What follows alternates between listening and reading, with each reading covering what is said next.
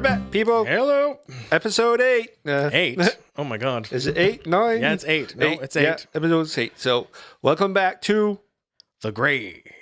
Why am I to say that now? Aren't you supposed to say that? No, I like the way you say it. Me? And we've been doing this for quite a few episodes now. Have we? And it's going to stay. Yeah. Like, So I'm the ones. I like how you say it. You seem so passionate about it. Today's episode, we're going to talk about vegans and such. We're going to talk about the Air Force a bit, being that you're technically from the Air Force. I have spent a few years in the Air Force, yeah. And then we're going to finish up this podcast with talking about comedians. Comedians? Yeah. I like a few comedians. I know when we were young. Yeah. Eddie Murphy. Yeah. And then now the new ones today. Yeah. I listen to mostly the females and some of the males too. Yeah. But whatever's on, I'm not too if it's good, as long as it's good. Yeah, it's good. Yeah. There's some I don't like, some I do, and it's there's satire. so much. Satire is good, and there's just so much. There's so many comedians out now. It's not what it was back in the day where you had guys like Richard Pryor and Dean Martin and those people. Well, it was a very select few that it was a club, like able to get in front of everybody, right? But now everything is so accessible because of the internet. So we're going to start off. We're going to start off with the first segment and talk about vegans, not comedians, vegans. Yeah, so vegans to start. I mean, they're a funny bunch too. They're very much a funny bunch, and I'm not hoping to trigger people. But it'd be fun. Please, subscribe, comments. So I mean, I'm sure everybody has had their story of run-ins with people who are vegan, who for one reason or another choose to be vegan or have to be vegan because of their diet or like celiac disease. Yeah. Well, that's or you people like wheat. That Peterson guy that we were talking about, Jordan Peterson. He's on all meat apparently. Yeah, and it works for him. So and people have different reasons for doing it. Whatever makes you feel good. That's However, right. I like these vegan but then they buy all kinds of pills because they need to supplement their diet. Yeah, they're not. It's not enough nutrients from everything, like the protein and vitamins. Yeah. Like I wonder if I really like to find out whatever vitamins and stuff they take to take it in place, how many animals were killed to make that. Yeah. And not just that, look into. But let's start right off with this. I mean, it is true in this age that we're in now. Mm-hmm. Overall, and this is not vegans right now, but like everybody besides, in general, human beings do consume too much meat, right? Too much food in general. Food in general. Like North America is so wasteful. Especially meat, right? Like sure, you know yourself, like our actual portion of meat is just the inside of your palm. Yeah, the inside of your palm. Yeah, that's a good, right? Like even vegetable consumption, Like you look at Europe and how they eat, and it's completely different than us here in North America. Different kind of lifestyle. Sure, I'm sure the farmers eat more food like we did here. But I have a friend from Croatia, and I went to dinner at his place, and it's very simple. It's like one or two like actual vegetable into the dish with a small portion of meat and a little bit of carbs. And I look at the portion size and what he made for the three of us.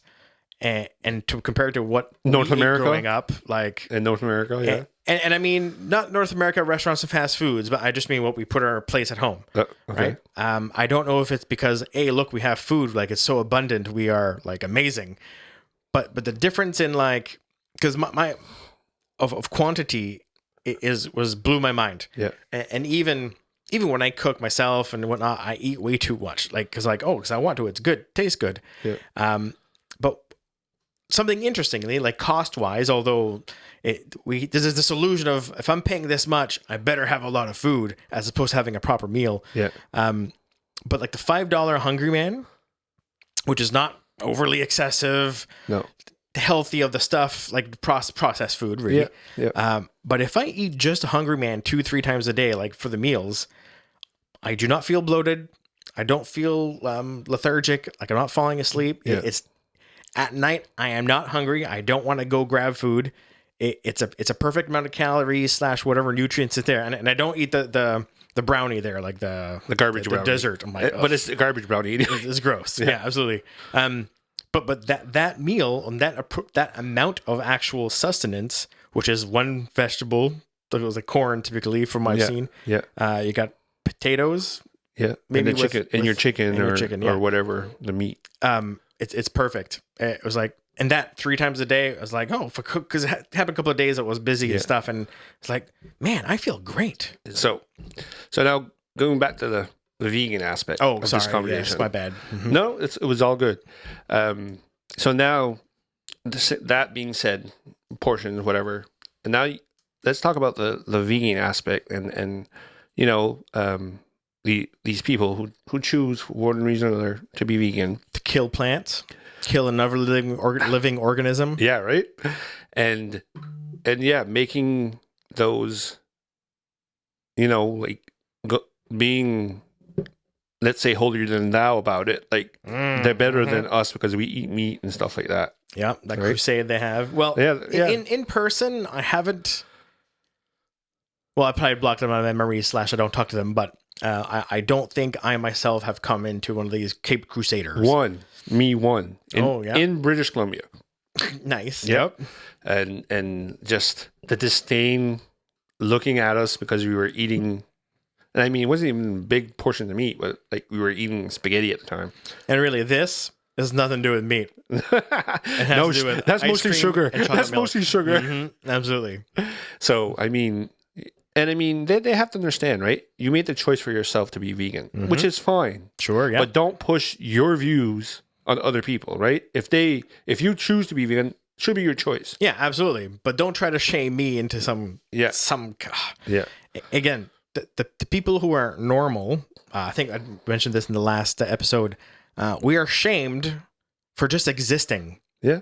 Right? Now there was a thing at the gay movement and the women's movement stuff, there was some prejudice / racism or whatever it's called towards that thing, but it's different now. But really, it's flipped.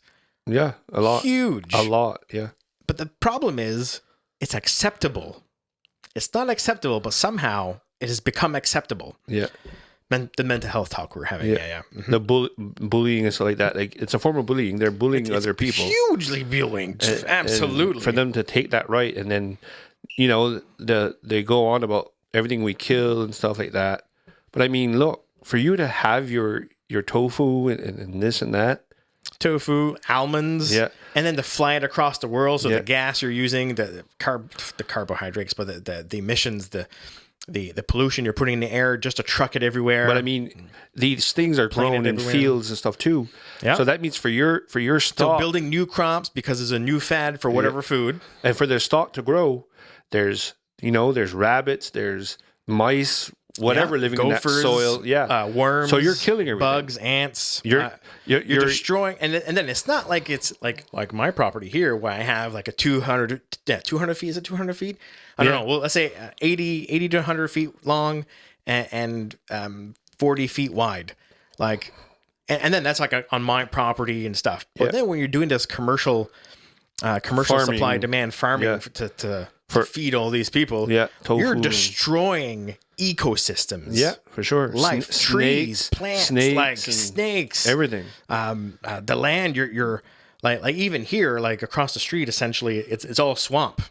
And if you'd want to, you'd have to somehow bring all this land, destroy all that everything that lives in there, all the streams that flow in and out of there, all the fish, the turtles.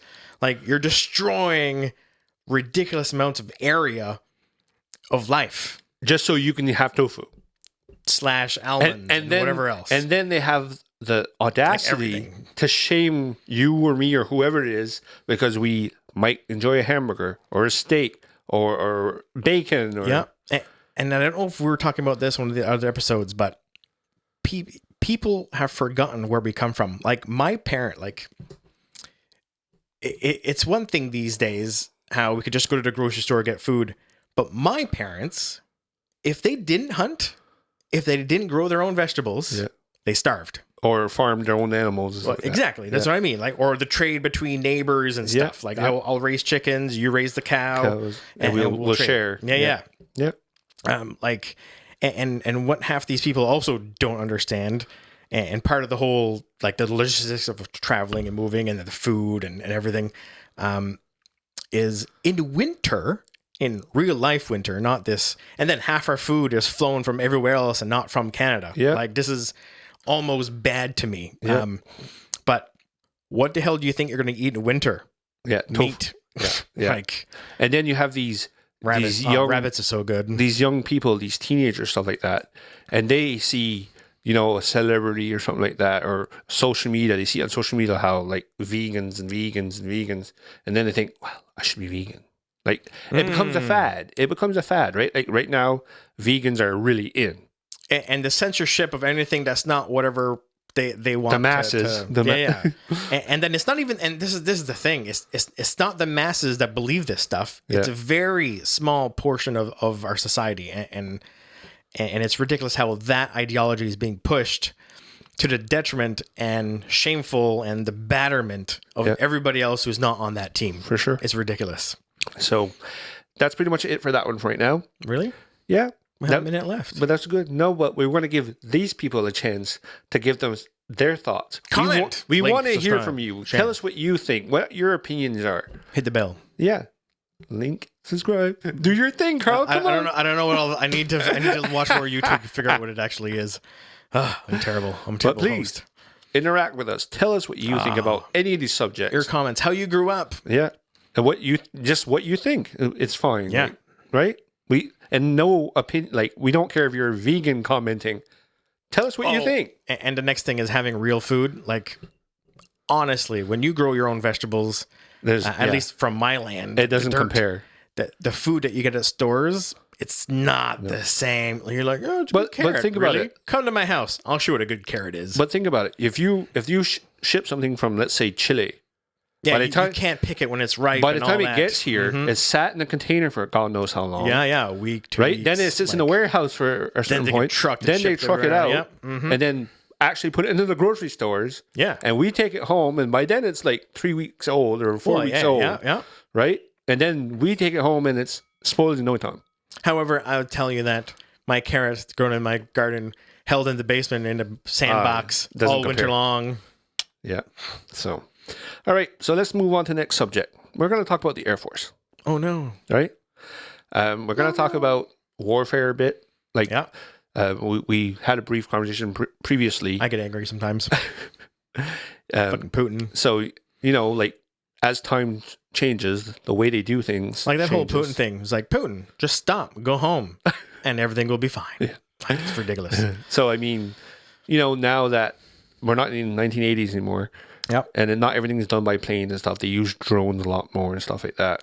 I actually think World War III World War III the next development of Warframe is going to be a bunch of robots fighting about other robots, and it's going to be who has that last robot standing at the end, like a drone, continue on or to whatever. The actual so a drone or like a Terminator or whatever, right? Like, because I've seen some pretty cool stuff. Yeah. But in the end, it's going to be who has the biggest manufacturing and able to get the resources to build these things to fight each other, while the humans are like, doodaloo, all this.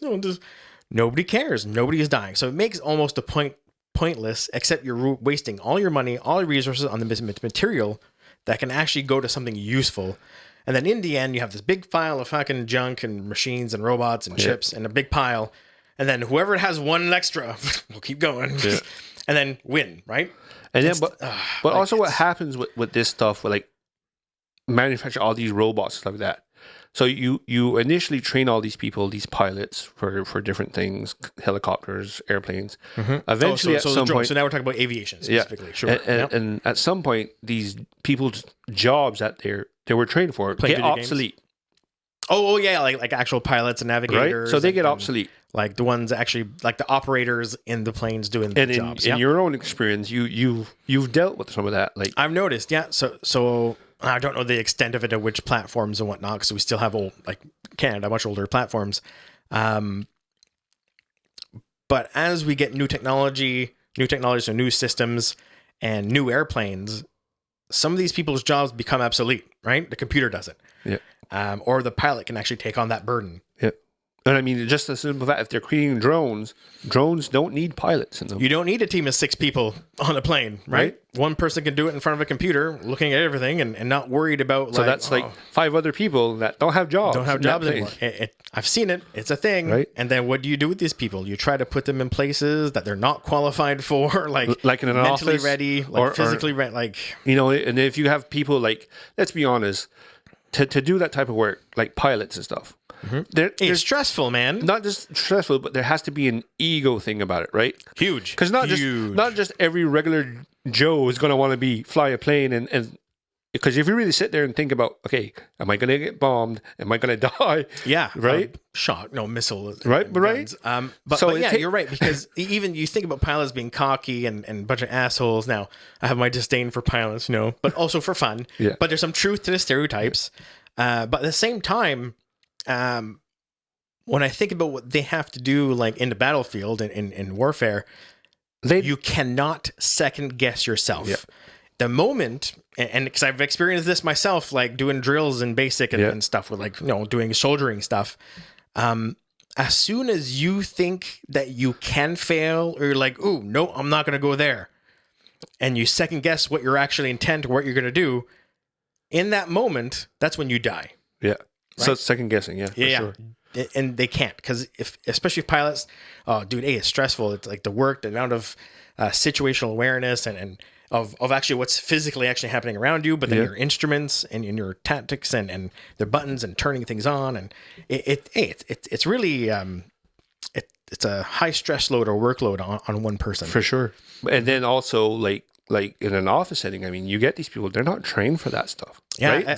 They're used to being in the sky, especially in the Air Force, right? Like they're tactical people, they're pusher button type people, like video gamey. And then the problem with these types of people, or situation in this case, unfortunately, is that that's what their job has been, to play the video game, be the soldier in the air. Then all of a sudden, and then this is all like reactionary type stuff. Okay? And then they take your gun and they give you a pen. Yeah. Okay. Right. So here's the pen instead. Right. But then you're in charge of 600,000 people. Not in Canada, not that much. Yeah. But you're in charge of like a few thousand people, and it's like, you have no idea, man. They don't have the skill or the know-how of leading a team in an office environment. Oh, and no, this is stereotyping a bit, but I've seen it. And it's also kind of a problem in the Air Force, in my opinion. Okay. And they're not trained, right? That's not their training. That's not their leadership skills. That's not their roles. So when you put them all of a sudden, and then you have all these other support trades that are like, I've been leading people, we've been organizing the logistics, like, then you have somebody who's like trying to be all cool and like, guy, you have no idea what you're talking about. Trying to be the big dick in the room. Yeah, exactly. And that mentality. Yeah. Like, so from my perspective, that whole strategic, you can't do operational strategic roles, maybe operational after a certain point, sure. But that whole long-term planning stuff, they're not built for that. No. They're built for being in the moment and pushing that button when it needs to be pushed. Yeah. And having nerves of steel to go into those situations. Yeah, absolutely. And maybe having to dogfight your way out to survive. Or too funny. One of my positions or places, and one pilot, and a friend was telling me this as a backseater kind of thing. And this particular pilot, even on the radio with the tower and stuff, whatever maneuver he's doing, he's like, don't die. Super funny. Mm-hmm. So, and one time I was did a course on taking a look at the whole system of engineering and design and manufacturing and the whole process of logistics and the ins and out inputs, outputs, and efficiencies and stuff. But we're gonna jump that anyway. And I want to come to the final point we wanted to make is, we're going to go back to drones for a minute. Oh, this is the point. Hey, drones. This is what you specifically want. I'm terrible. I just kind of badmouth everybody. And how... Sorry. Oh, although... Okay, sorry. If you want to know how it really works, with a spin of... It's not even... No, this is how it is. Like, but very lightly. Watch Space Force on Netflix. Like that first season. When I watch, I'm like, wow. Like... Flashbacks, but also like, this is so well done. This is it. Like, if you had to explain the whole situation and how it works and infer and Space Force. Please, if you want to know how the military works, especially the Air Force type side, Space Force, and like Steve Carell's character. Okay, let's go back like to drones. Anyway, fine, whatever. Drones. So, Space Force. I think this becomes pretty scary when you talk about drone warfare. Taking the humanity out of the situation. Yeah, Yes. yeah. And it's the humanity. Yeah. And then you know, like we said, you're sitting behind a desk and it's one person, and you know he does whatever his mission is, and there's very much that video game-esque feature to it because you're just watching the screen. You're in an office somewhere. You're not in trouble. You're not being. There's no threat to you. Right. And that has to play with your head because at the end of the day, like say you've done 5-6 missions even, and you've killed people with these missions, like you know, like desensitization. Yeah. At the end of the day, there's a lot of things. That's not just a video game. That was an actual human being. Yeah. However, from my understanding of what I've heard with the legalities of actually pushing that button to drop the bomb or missile or whatever, that there is a lot of law and a lot of conversation and a lot of levels of like, okay, yes, you can push the button. Yeah. Dogfights is different there, but for strategics, that's operational goals. And when you pick a target, you have a target. Like that whole legal stuff is actually pretty bureaucratic and but also complex. Think about when they do a mission like that and they bomb something and there's like some collateral damage of like, you know, they got the target, but they also got somebody's car or house or people, or other people. You know, somebody just coming out of a house at the wrong time when the bomb is dropped. Like, it's a casualty. It's a thing, and even from what I read in the news, just because it's apparent, and Russia accidentally dropped a bomb on one of their own cities. And like right in center town, like right in seriously, I didn't see the corner of that city. Like, wow. And now you can speculate if it was on purpose or whatever else there, but accidents happen, friggin' right, for sure. And that's why there's so much red tape for a lot of stuff. But it is dangerous, for sure, right? And we are talking about human life. Like it's important to know your stuff, be precise, not fail, like actually do your job properly and whatnot.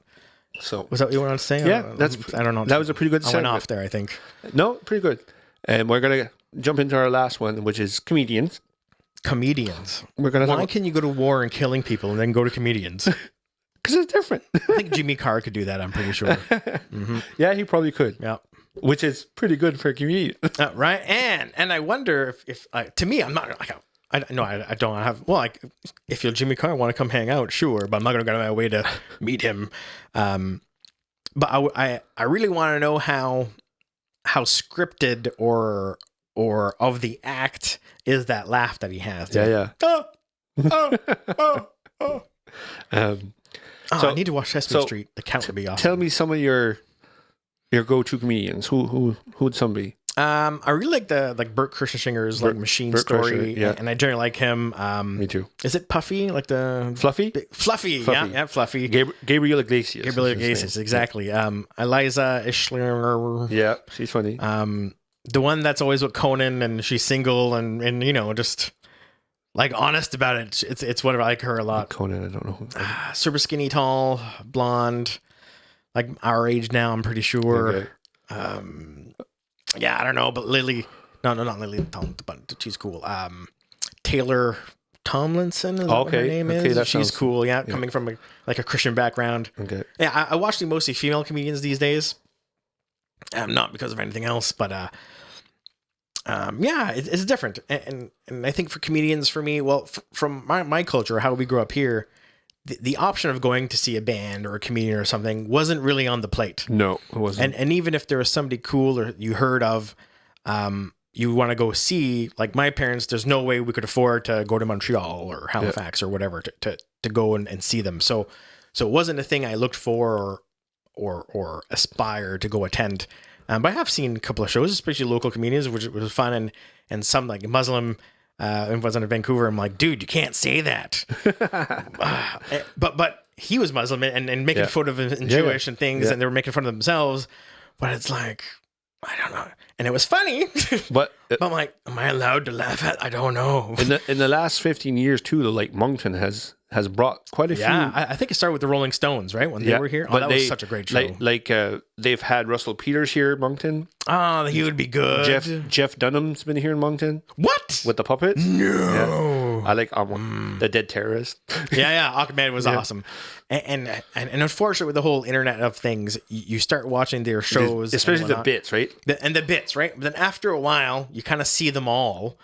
And then when you go see them live, it kind of ruins it all. Yeah, because you got the best bits online already. So. Right, and it's almost unfortunate. But at the same time, you need some kind of motivation or something to motivate you to actually see. Go see them. Yeah. So it's, I understand how it's a hard position to be. I remember the first time I saw Bob Saget do comedy.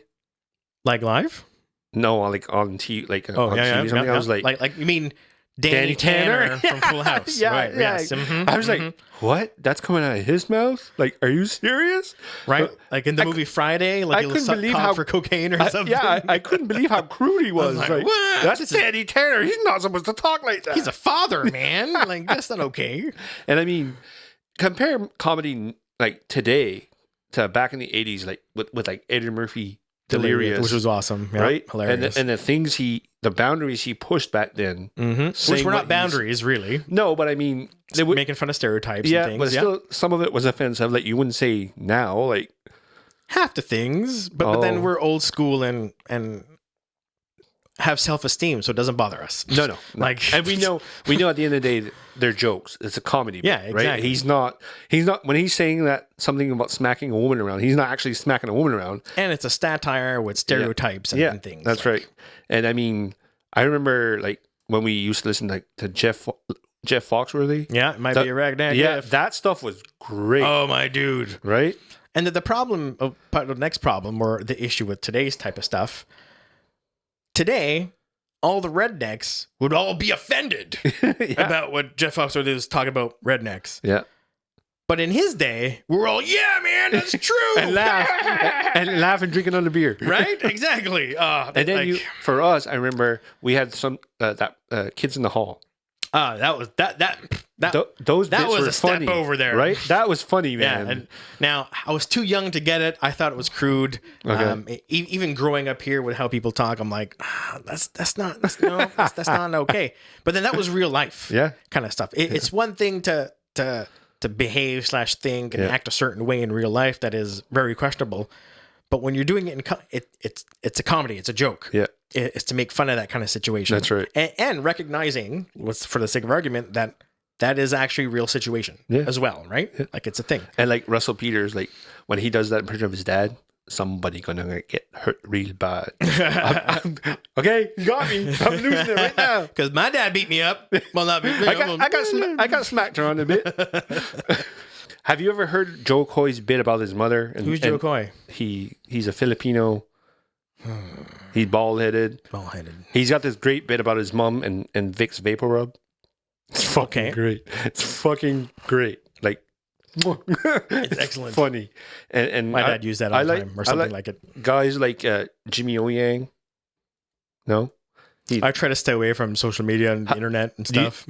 Ralphie May is dead now, but he was a really big guy. Is he dead? He's dead. What? Ralphie died, was it last year before? Really? Like heart attack? Something like that, yeah. Yeah, But his bits, man. Oh, he was hilarious. Oh, he was hilarious. Funny. And you said Fluffy, Gabriel Iglesias. I think he's great. They're all great. They're all and there's so many of them. And I would love to have these people are truly smart, right? They're very intelligent. Do you know who Joey Diaz is? Nope. Oh man, the only Diaz I know is from Brooklyn Nine-Nine. Joey Diaz, you might have seen him on the Joe Rogan podcast. I don't actually watch. He'll eat like 200 milligram gummies, like wild. Oh, the older dude. Okay, yeah. Italian, Italian. I've been in jail. He's at the mafias. Yeah. Man, I think he's great. Mm-hmm. And then you is he a comedian? Yeah. He does the stand-up comedy bit. But is he a gangster though? Gangster turn? I mean, like I don't know. I don't think he's a gangster like that. But he grew up in a rough neighborhood like that. And, and from that upbringing, right? Like he saw those things back in those days on the street and stuff. Right. Yep. So I guess that's the end of our that's it for now. Now that Carl likes to rant on. We gotta finish our time. That's fine. We could be over a few minutes. We were talking earlier too, like Howie Mandel. He's That Bobby bit, I love that. Mm-hmm. I used to do it really well. Yeah, but there's so many good comedians, men and women. Absolutely. And there's no way we're touching all of them. Like, but these are just some that come to mind. Yeah, right? absolutely. And the level of debauchery that has come down, and I don't know because I don't pay really attention, but I feel the level of debauchery from the males has decreased, while the females has horrendously increased. Yeah, no, it's true. It's a thing, but also like, going to see a comedy act. Yeah, you can come out there, you feel good, right? Yeah, you're having fun. Yeah. Unless you want to go closed-minded and be a shit pump about it from the beginning. Well, that's your own fault. Yeah, if you can't laugh about your idiosyncrasies and other people's at the same time in a safe environment like that, right? Nobody's there to really they're not out harm to get anybody. You. Absolutely, no. Because they're laughing about their own stereotypes. They're laughing, about their religions, their experiences, their upbringings, their life, people. When Russell Peters talks about his dad and the Oldsmobile. Oldsmobile? He couldn't say Oldsmobile car, so he would say Oldsmobile. Oldsmobile. Nice. Right? I like and then you just laugh at stuff like that. And we do that to ourselves too. Like, we can't speak. I can't speak. Yeah, and we tell ourselves stories about parents and whatnot, and how we grew up. Yeah, and how fucked up it is. Oh man. And some of the things we've said or seen or. Yeah, I was a good boy. I'm a rule follower though. Like I didn't get in too much trouble. No, you weren't. No, you weren't. I didn't go to school. I need to be good. I need not to go to jail. Yeah, really, right? Mm-hmm. Besides that one time where you did go hang out with friends, court, yeah. And you had to go to court. So I'm finally hanging out, trying to be social. And then a situation occurs. How old? I don't know. Like minors drinking. Young there. Minors drinking. As we do as kids. So before grade 11 for sure. Yeah. Grade, I don't know. 9. Anyway. 9, 10. $10 to give you a bottle of Hermit's wine kind of thing. So between two of you would shit. Oh my God, it's garbage. So it's garbage. Now, I even know now, though, because I have accustomed to wine, the taste of wine, red wine. But yeah, some fight broke out, I guess. And we're all called to court. And I'm there. And I'm like, I'm a good kid, all that jazz, but I like being different / exploring and whatnot. So I had like an undercut, curly hair, but then because it's curly at the time, I didn't like when I got older, it was cooler. But then I was all in braids and the tips were all, it wasn't because the tips were frosted. It was because it were shorter and bleached, but things. And then at the end of I said whatever I had to do, but at the end of it, he's like, that the judge was like, you should be ashamed of yourself for all lying. And I'm like, fuck you, getting up from my on. And then my friend was like, nope, sit down. This is not the place for that. I'm like, he called me a liar. Yeah. What I think, and I can probably relate to the judge, is like, some of you probably saw things and didn't want to fess up to it.